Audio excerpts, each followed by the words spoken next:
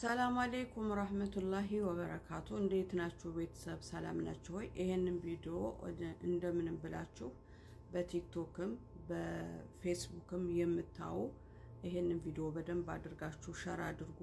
የት ሀገር ነች፣ ስሟ ማን ነው፣ ምንድነው ምናምን ብላችሁ እንዳትጠይቁኝ። እኔም ራሴ አላቅም።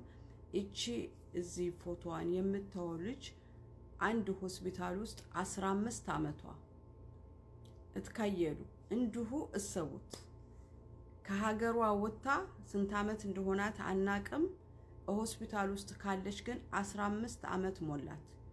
እዛ ሆስፒታል ውስጥ የሚሰሩ ዶክተሮች፣ ነርሶች አይደለም የሆስፒታሉ ኢዳራው አይደለም ታካሚው ራሱ ያቃታል። እና ምን እያሉ ነው? የዚችን የልጅ ቤተሰቦች አገናኙን፣ እኛ ራሳችን ፕሮሰሱን ጀምረን ትኬቷንም ቆርጠን ወደ ሀገሯ እናስገባታለን። 15 አመት ሆናት ከኛ ጋራ፣ ግን ቤተሰብ አፈላልጉልን እያሉ ነው። ይሄንን ጥያቄ ያቀረበው የሆስፒታሉ ኢዳራው ነው ማለት ነው። ኢዳራ በአማርኛ ስለጠፋብኝ ነው። ስለዚህ እቺ ልጅ ሆስፒታሉ ውስጥ ከቆየች 15 አመት ሆናት።